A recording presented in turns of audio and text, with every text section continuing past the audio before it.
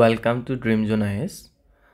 Azir video to about how to prepare CCE 23 to prelims ahi ase, which is going to be held on tentatively to look at the time this APSC, which is 17th of March. So ami ei tarikh to ke ami fixed bully thorisu aru yar upor da plan banaisu. So ei video to kar karone সেই সকলৰ বাবে যে সকলৰ এটা স্ট্ৰাকচাৰ্ড বা ওয়াল ম্যানৰ plan নাই তেতিয়া হলে তেওঁলোকে চাব পাৰে বা যাৰ আইডিয়া একেবাৰে নাই যে কেনেকৈ কৰিব লাগে সেই সকলে কৰিব পাৰে যে সকলে হয়তো এতিয়াও একাডেমিকত আছে আৰু তেওঁলোকে এইবাৰ পৰীক্ষাটো দি চাব বিচাৰিছে হয়তো অকনমান তেওঁলোকে পঢ়িছেও বা at least তেওঁলোকে সিলেবাস খিনি চাইছে বা তেওঁলোকে পৰীক্ষাটো দিয়াৰ কাৰণে আগ্ৰহ কৰিছে নেক্সট এবছৰ বা দুবছৰ তেওঁলোকে ভালকে ফুল টাইম প্ৰিপাৰেচন কৰি কেনে দিব বা যোৱা বছৰ তেওঁলোকে পৰীক্ষা দিছিলে হয়তো তেওঁলোকে কামত আছে বা ওয়াৰ্কিং প্ৰফেশনাল হয় তেওঁলোকে কিন্তু এটা এনেকে ৰুটিন বা প্ল্যান বনাবলৈ টাইম পোৱা নাই তো তেওঁলোকে চাব পাৰে if you are following a routine or if you are following a plan for yourself তেতিয়াহলে এই ভিডিওটো আপুনি চাব নালাগে আপুনি নিজৰ প্ল্যানত ষ্টিক থাকক আৰু সেই প্ল্যানটোতে আপুনি নিজে বিশ্বাস ৰাখক আৰু হেতুৰ ওপৰত কৰি যাওক এতিয়া হাউ টু প্ৰিপেয়াৰ বুলি ক'লে ইয়াত কেইটামান কথা সোমাই থাকে আমি মেইনলি কি ডিসকাস কৰিম এক হৈছে syllabus then sources then plan then strategy then vacancy and mental health অকনমান হেতু ইম্পৰ্টেন্ট কিয় ইম্পৰ্টেন্ট হেতু আমি অকন পিছত আলোচনা কৰিম Okay, so প্ৰথম সিলেবাসটো হৈছে এইখিনি তেওঁলোকে দিয়া মতে 200 মাৰ্ক হ'ব 100 কোৱেশ্চন থাকে ইয়াত ডিউৰেচন থাকে 2 ঘণ্টা 2 ঘণ্টাৰ ভিতৰত গোটেইখিনি কৰিব লাগে কি বস্তু আছে ইয়াত কাৰেন্ট ইভেন্টস ন্যাশনাল আৰু ইন্টাৰনেশনাল ইম্পৰ্টেন্সৰ ওপৰত হিষ্ট্ৰী অফ ইণ্ডিয়া আৰু ইণ্ডিয়াৰ ন্যাশনাল মুভমেন্ট আমাৰ যেনেকৈ স্বাধীনতা সংগ্ৰাম হৈছিলে সেইখিনি ইণ্ডিয়া আৰু ওয়াৰ্ল্ড জিওগ্ৰাফি লাগিব physical social economic geography of India আৰু world Indian polity and governance thakibo constitution political system panchayati raj public policy rights issues etc eblak then economic and social development thakibo sustainable development thakibo poverty inclusion demographics social sector initiatives tar pisot general issues on environment ecology biodiversity climate change aru enake ahibo aru logote okonman general science thakibo jetu class 10 12 enuka level or ba direct question nahile your applications bilak ahe which are related to current affairs as well so current affair bostudu moi kom keneke what is current affair etu keneke tackle koribo pariba ki hua usit current affair karone approach ইয়াৰ ভিতৰত ইম্পৰ্টেন্টলি এই টিডিছৰ পৰা 35% general ষ্টাডিজৰ যিখন paper বন এইখন পেপাৰত এই related to Assam হয় তো এই যিবিলাক বস্তু থাকিব নহয় হিষ্ট্ৰী অফ ইণ্ডিয়া বা ইণ্ডিয়ান ন্যাশনাল মুভমেন্ট ইয়াৰ লগত কেনেকৈ আহিব ইয়াত অসমৰ কথাবিলাক খুদিব যেতিয়া আমি ভাৰতীয় আন্দোলন পঢ়িম তেতিয়া খুদিব যে আমাক ভাৰতীয় আন্দোলনৰ সেই সময়ত বাহিৰত বা বিদেশ বাকি জায়গাবিলাকত যেনেকৈ চলি আছিল তেতিয়া অসমত কি চলি আছিল তেনেকুৱা ৰিলেটেড টু আসাম মানে সেই সময়খিনিত সেই কন্টেম্পৰেৰী সময়খিনিত এতিয়া নেক্সট আহিলে আমাৰ নেক্সট পেপাৰখন সিসেট paper which is the qualifying in menu এখনত 33% পালে হল 33% দুখৰ ভিতৰত comprehension thakibo interpersonal skill including communication skill logical reasoning aru analytical ability decision making and problem solving general mental ability tar bisot basic numeracy thakibo jibila class 10 level or hoy ekhini data interpretation charts curves tables data sufficiency ebila number their relations aru orders of magnitude ebila hol basic numeracy তো এই aptitude bola বস্তুটো কি হয় aptitude bola বস্তুটো এটো কাৰণে important যে মই আগন্তুক এতিয়া এই পৰীক্ষাটো যদি পাস কৰো তেতিয়া হলে মই সিভিল সাৰ্ভেন্ট হ'ব পৰাকে মোৰ কোৱালিটি আছে নে নাই মোৰ ডিসিজন মেকিং এবিলিটি আছে নে নাই মই প্ৰবলেম সলভিং এবিলিটি আছে নে নাই সেইখিনি মোৰ এই পেপাৰখনে নিৰ্ধাৰণ কৰে বাকি নলেজৰ ক্ষেত্ৰত আমাৰ জিএস 1 খনে আমাক মেৰিট লিষ্টত আমাক কোৱালিফাই কৰাব বা উত্তীৰ্ণ কৰাব বা হেখনত যিমান নম্বৰ পাম তেনেকৈ আমাক তেওঁলোকে চেক কৰিব দেন সোৰ্সেস কি হ'ব পাৰে এপিএসসি ইউপিএসসি দুটাৰ কাৰণে লিখি দিয়া হৈছে ইয়াত পলিটিৰ কাৰণে এইখিনি হ'ব পাৰে আপোনালোকে অকণমান ভিডিঅ'টো পজ কৰি এইখিনি মই I am not going to read out the whole thing এইখিনি একেবাৰে চাব কিছুমান ইউটিউব চেনেলো আছে হুইচ আৰ অলছ' ইম্পৰ্টেণ্ট বিশেষকৈ মৃণাল ছাৰ অমিত সেনগুপ্তা সংসদ টিভিটো এইটো নাচালেও হয় মানে এইটো বহুত অকণমান কি হয় যেতিয়া আপোনালোকে মেইনছ লিখিব তেতিয়া এইটো চোৱাৰ দৰকাৰ then Manoj Jindal sir is also' a very important person while preparing for APSCৰ কাৰণে তথাপিও এলোকে ইমান নকৰে তথাপিও এলোকৰ UPSC বস্তুটো চালে হ'ল তো তেতিয়াও আপোনালোকে গোটেইখিনি বস্তু গম পাব clarity for UPSC with doctor Shibin Choudhury এইটো এটা বহুত ভাল ইনফেক্ট বৰ্তমান সময়ত বহুত ভাল এই দুটা মনোজ জিন্দাল আৰু ক্লাৰিটি ফৰ UPSCটো তেওঁলোকৰ বেষ্ট মেণ্টৰ এতিয়া বৰ্তমান সময়ত দেন আহিলে প্লানটো কি হৈছে আজি অলৰেডি 29 হ'ল এইটো তাৰিখ আজি এইটো অলৰেডি গন এতিয়া আমাৰ হাতত মাত্ৰ খুব বেছি আমি 45 ডেজ বুলি ধৰিছোঁ আজি যিহেতু আপোনালোকৰ 29 তাৰিখ তেতিয়াহ'লে আমি এনেকৈ বা 40 দিন বা 45 দিন বুলি ধৰিছোঁ এইখিনি হ'ল আপোনালোকৰ প্লান হ'ব তো প্লানটো কেনেকৈ এক্সিকিউট কৰিব লাগে তাৰ আগত আমি চাম যে কি আমাৰ সাবজেক্ট আছিলে পলিটিৰ লগত আমি পঢ়িছিলোঁ যে 30 to 35% ৰিলেটেড টু অসমৰ গোটেই বস্তুখিনি অসমৰ ৰিলেটেড হ'ব লাগিব 30ৰ পৰা 35%। এতিয়া পলিটি থাকিলে পলিটিৰ লগত আসাম পলিটি আমি এড কৰি দিছোঁ Assam history modern Indian history আৰু এনচিয়েণ্ট ইণ্ডিয়ান হিষ্ট্ৰী EIH এইটো দেন জিঅ'গ্ৰাফি থাকিব ইণ্ডিয়াৰ লগতে ৱৰ্ল্ড জিঅ'গ্ৰাফিও থাকিব কিন্তু এইবিলাক এনেকৈ পঢ়া নাযায় কেনেকৈ পঢ়িব লাগে মই কৈ দিম আসাম আৰু জিঅ'গ্ৰাফিৰ আসাম থাকিব দেন ইকনমি থাকিলে ইকনমিৰো আসাম ইকনমি থাকিব science and technology environment then revision থাকিব আৰ্ট এণ্ড কালচাৰ তাৰপিছত এই ৰিজাৰ্ভ টেকেইটা কিয় দিয়া হয় আমি যেতিয়া প্লান এটা এক্সিকিউট কৰোঁ তাত কিছুমান আনএভইডেবল চাৰ্কামষ্টেঞ্চেছ থাকে সেইবিলাকৰ কাৰণে আমাৰ কেতিয়াবা প্লানটো ডিলে হ'ব পাৰে তো ডিলে হোৱাৰ ক্ষেত্ৰত এই ৰিজাৰ্ভ ডেজখিনি ইউজ কৰিব পাৰি ইয়াত 2 দিন বা 3 দিন আৰু ইয়াত লগতে CSET-খিনিও ৰেগুলাৰ অকণমানকৈ কৰিব লাগে এতিয়া পলিটি ছাপোজ আজিৰ পৰা ষ্টাৰ্ট কৰিলোঁ আজি অলৰেডি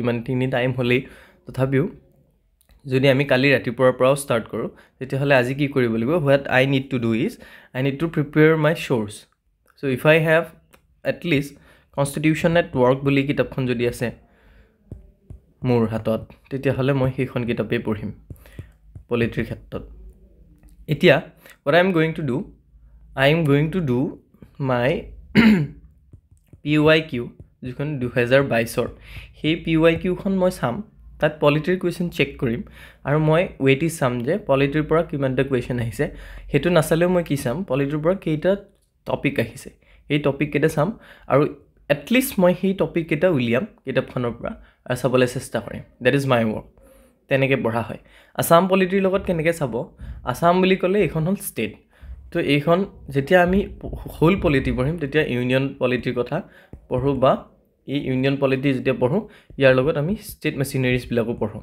ষ্টেট লেজিছলেশ্যন পঢ়োঁ কেনেকৈ ষ্টেটত এছেম্বলি কাম কৰে কেনেকৈ গভৰ্ণৰে কাম কৰে প্ৰেছিডেণ্টে কেনেকৈ কাম কৰে এইবিলাক তো সেই বস্তুবিলাককে আমি কি কৰিম এই ইয়াত আসাম পলিটিত আমি লক্ষ্য কৰিম এতিয়া পলিটি যেতিয়া পঢ়ি থাকিম প্ৰথম যেতিয়া আমি প্ৰেছিডেণ্ট পঢ়িলোঁ প্ৰেছিডেণ্টৰ নিচিনা ছেইম কামটো কোনে কৰে গভৰ্ণৰে কৰে এতিয়া will refer to that governor as well এতিয়া মই মনত ৰাখিম বা ইয়াত মই কি কৰিম যেতিয়া মই পঢ়িম গভৰ্ণৰ প্ৰেছিডেণ্ট পঢ়া হ'ল প্ৰেছিডেণ্ট পঢ়াৰ পিছত মই গভৰ্ণৰ পঢ়িম এতিয়া আই উইল থিংক যে গভৰ্ণৰৰ পৰা কুৱেশ্যন আহিছে নেকি আগৰ পৰাও কুৱেশ্যন আহিছে নেকি PYQ মই তেতিয়াহ'লে চেক কৰিম যে গভৰ্ণৰৰ কুৱেশ্যন আহিছে নেকি আৰু যদি নাই তেতিয়াহ'লে মই কি কৰিম যেতিয়া গভৰ্ণৰ পঢ়োঁ তেতিয়া প্ৰেছিডেণ্টৰ কথাখিনি মই ইয়াত ৰিজাই চাম তো কিবা মেটচিং আছে নেকি প্ৰেছিডেণ্টৰ লগত কি বস্তু মিলে ভিটো পাৱাৰ মিলে কোনটো ভিটো পাৱাৰ মিলে কোনটো ভিটো পাৱাৰ আছে প্ৰেছিডেণ্টৰ মানি বিলৰ কি মানে পাৱাৰ আছে ডিছক্ৰিশ্যনেৰী পাৱাৰ আছে নেকি মানি বিলৰ ক্ষেত্ৰত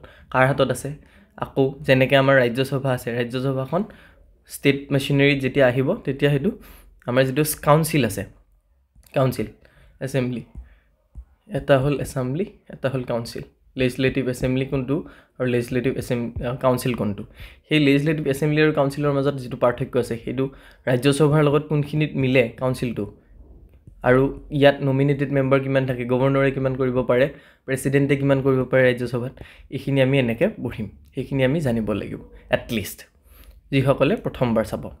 দেন আছাম হিষ্ট্ৰী চাম। একেইন আছাম হিষ্ট্ৰী চোৱাৰ আগত আমি মডাৰ্ণ ইণ্ডিয়ান হিষ্ট্ৰী পঢ়িম, কেতিয়া আমাৰ হৈছিলে, আমাৰ যেতিয়া ব্ৰিটিছসকল আহিছিলে, ইউৰোপিয়ানৰ আগমনৰ পৰা তেতিয়াৰ পৰা আমাৰ মডাৰ্ণ ইণ্ডিয়ান হিষ্ট্ৰীটো ষ্টাৰ্ট হয়। তো ইউৰোপিয়ান মানে যেতিয়া আমাৰ মোগলসকলৰ ডিক্লাইন হয়, মোগলসকলৰ ডিক্লাইনৰ পৰাই আমাৰ মডাৰ্ণ ইণ্ডিয়ান হিষ্ট্ৰীটো আৰম্ভ হয়। এতিয়া মডাৰ্ণ ইণ্ডিয়ান হিষ্ট্ৰীটো যেতিয়া পঢ়িম, মোগল ইণ্ডিয়া শেষ হোৱাৰ লগে লগে আমি পঢ়িম যে ইউৰোপিয়ানসকলৰ আগমন, এতিয়া কোনসকলে ইউৰোপিয়ান সোনকালে আহিছিলে, প্ৰথম কোনসকলে আহিছিলে, এটলিষ্ট সেইখিনি জানিম। তাৰপিছত আমি পঢ়িম যে তেওঁলোকে কেনেকৈ আমাক কেপচাৰ কৰিলে, গোটেই মাৰ্কেট ল'লে, আৰু মাৰ্কেট লৈ আল্টিমেটলি তেওঁলোকে ইয়াত ফৰেইন ৰুল বনালে, পলিটিকেলি ৰুল কৰিলে তেওঁলোকে, আৰু গোটেই আমাৰ মানুহসকলক, ইণ্ডিয়ানসকলক কি কৰিলে, তেওঁলোকে ৰুল কৰিলে 200 বছৰ ধৰি। এই 200 বছৰ ৰুলটোত আমাৰ কি প্ৰব্লেম হ'ল, ইয়াত জানিবলগীয়া কথা, এতিয়া ইয়াত জানিবলগীয়া কথা, এতিয়া যদি মই পৰীক্ষাৰ কাৰণে পঢ়ি আছোঁ, এগেইন মই PYQ ৰেফাৰ কৰিম। কিয়? এই বস্তুটোৱে PYQটোৱে কি কৰে, PYQটোৱে এইটোৱে ৰেফাৰ কৰে যে আমি কেনেকুৱাকৈ পঢ়িব লাগে, এনেকুৱাকৈ ভাবিব লাগে। কুৱেশ্যনটো যেতিয়া আমি কণ্টেণ্টটো যেতিয়া পঢ়িম, তেতিয়া আমাৰ কুৱেশ্যনটো উদয় হ'ব লাগিব যে এই বস্তুটোত কুৱেশ্যনটো কেনেকৈ সুধিছে। ইয়াত যিবিলাক ভেৰিয়াছ লেজিছলেশ্যনছ থাকিব, government of India act 1919, government of India act 1935, এইবিলাকৰ আকৌ পিছৰ ফালে লিগেচিও আছে। কোনবিলাকত যেতিয়া আমাৰ কনষ্টিটিউশ্যন বনোৱা হয়, তেওঁলোকে 1935 এক্টখনৰ পৰা গোটেই ষ্ট্ৰাকচাৰেল বস্তুখিনি ইয়াৰ পৰা লোৱা হৈছে। তেতিয়া এই বস্তুখিনি যেতিয়া পঢ়িম, তেতিয়া আকৌ মই কি কানেক্ট কৰিম, এগেইন মই কালেক্ট কৰিম এই পলিটিৰ লগত। এইখিনি বস্তু, এই লেজিছলেশ্যনবিলাক বস্তু কোনবিলাক কাৰ লগত জড়িত, পলিটিৰ লগত জড়িত। যেতিয়া আমি মডাৰ্ণ ইণ্ডিয়ান হিষ্ট্ৰী পঢ়িম, তেতিয়াহ'লে এই পলিটিৰ লগত সেই বস্তুখিনি কানেক্ট কৰিম। দেন জিঅ'গ্ৰাফী পঢ়িব লাগিব। জিঅ'গ্ৰাফীত পঢ়িলে আমি অসমৰ ইয়াৰ কাৰণে NCERTখিনিয়ে কাফি, মানে তাতকৈ বেছি পঢ়িব নালাগে। NCERT ইজ এনাফ, মোৰ দেন এনাফ। তো NCERT যেতিয়া জিঅ'গ্ৰাফী পঢ়িম, জিঅ'গ্ৰাফী পঢ়াৰ লগতে আমি ইণ্ডোজেনেটিক, এক্সজেনেটিক ফ'ৰ্চেছ এইবিলাক পঢ়িম। যেনেকৈ আমি আৰ্থকুৱেক পঢ়িলোঁ, ভলকেনিক এৰাপশ্যন পঢ়িলোঁ, ভলকেনো পঢ়িলোঁ, ভলকেনিজিম পঢ়িলোঁ। এইবিলাক পঢ়াৰ লগতে ৱৰ্ল্ডৰ জিঅ'গ্ৰাফী যেতিয়া পঢ়িম, ডাঙৰ হ্ৰদবিলাক ক'ত আছে, ডাঙৰ মাউণ্টেইনবিলাক ক'ত আছে, এটলিষ্ট সেইখিনি জানিব লাগে। তাৰপিছত ডাঙৰ দীঘল নদীবিলাক ক'ত আছে। যেতিয়া জিঅ'গ্ৰাফী পঢ়িম, ৱৰ্ল্ড জিঅ'গ্ৰাফী যেতিয়া পঢ়োঁ, তেতিয়া আমি দেখিলোঁ যে নাইল ৰিভাৰখন কোন জেগাত আছে। যদি আপোনালোকে জানে তেতিয়াহ'লে কমেণ্টত জনাব। নাইল ৰিভাৰখন যদি পঢ়োঁতে কোনখন দেশত আছে, সেই দেশখনৰ লগত ভাৰতৰ মিত্ৰতা কেনেকুৱা, এই বস্তুটো আমি চেক কৰিম। তো এতিয়া এনেকৈ পঢ়িব লাগিব। যেতিয়া আপোনালোকে CCEৰ কাৰণে, স্পেচিয়েলি এইবিলাক পৰীক্ষাৰ কাৰণে যেতিয়া আপোনালোকে পঢ়িব, তেতিয়াহ'লে এইটো বস্তুটো এনেকৈ অ'ভাৰলেপিং বা ইণ্টাৰডিচিপ্লিনাৰী মেনাৰত পঢ়িব লাগিব, যাতে আপোনালোকে বস্তুটো এক্সট্ৰাকৈ আকৌ বেলেগকৈ পঢ়িব নালাগে। তো তেনেকৈ দেন এগেইন ইকনমিৰ কাৰণে চ'ৰ্চখিনি যিখিনি দিয়া আছে তেনেকৈ পঢ়িলোঁ। ইকনমিৰ কাৰণেও এগেইন হ'ব, PYQ চাম, PYQত কেনেকৈ কুৱেশ্যন আহিছে সেইখিনি চাম। দেন চায়েন্স এণ্ড টেকন'লজি, এইটো এপ্লিকেশ্যনছ হয়, ইয়াৰ ওপৰত ডাইৰেক্ট কুৱেশ্যন নাহে। জুন'চিছৰ ওপৰত কুৱেশ্যন এটা আহিছিলে PYQ, য'ত 2022ৰ পেপাৰখন। জুন'চিছ মানে কি, যিটো সেই এনিমেলৰ পৰা হিউমেনলৈ মানে কি হয়, বেমাৰ সংক্ৰমণ হয়, সেইটো। এতিয়া সেই বস্তুবিলাকো জানিব লাগিব সৰুকৈ। তাৰপিছত এইটো কিয় আহিছিলে, COVID-19 আহিছিলে। COVID-19ৰ কাৰণে আমি সেই বস্তুবিলাকৰ ডিজিজ আৰু তাৰ ওপৰত, বা গভৰ্ণমেণ্টে যদি কিবা নিৰাময়মুক্ত, এনিমিয়ামুক্ত ভাৰত এনেকুৱা ধৰণৰ স্কিমবিলাক আছে, সেইবিলাকৰ ওপৰতো অকণমান জানিব লাগে। গতিকে বেচিকেলি আমি তাৰ বেচিকটো জনাৰ দৰকাৰ। দেন এগেইন এনেকৈ কৰিলোঁ। আমি 3 তাৰিখলৈ আৰ্ট এণ্ড কালচাৰো লৈছোঁ। ইয়াৰ পিছত এইখিনি ৰিজাৰ্ভ ডে, আৰু এদিনকৈ পৰীক্ষাৰ আগৰ দিনা এইখন ডি ডে 17 তাৰিখে পৰীক্ষা হ'ব বুলি ধৰিছোঁ আমি। 16 তাৰিখে অকণমান ৰেষ্ট দি আপোনালোকে এইখিনিত বেছি টেনশ্যন নল'ব, সোনকালে শুব লাগে এইখিনি হেৰি কৰিবলৈ পৰীক্ষাৰ আগদিনা।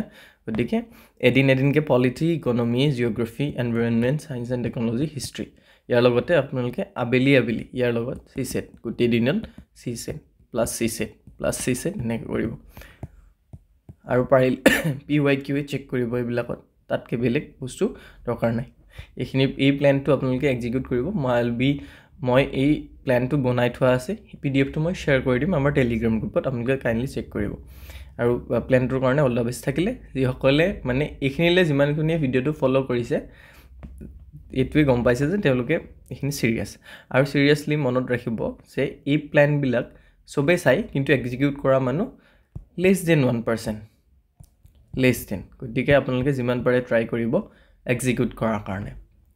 Plan can be any one, মোৰো হ'ব পাৰে, আপোনাৰো হ'ব পাৰে, ইয়াৰ এটা চিন্থেচিছ ওলাব পাৰে। গতিকে আপোনালোকে যিকোনো এটা প্লেন এক্সিকিউট কৰাৰ কাৰণেহে বেছি গুৰুত্ব দিব rather than following that. Then strategy কেনেকুৱা হ'ব পাৰে? ষ্ট্ৰেটেজি বেলেগ একো নাই, PYQ চাব। PYQ চাওঁতে আমি এতিয়া আমি দেখিছিলোঁ যে ছাষ্টেইনেবল ডেভেলপমেণ্টৰ কথা। এতিয়া ছাষ্টেইনেবল ডেভেলপমেণ্ট একদম চিম্পল কুৱেশ্যন এইটো।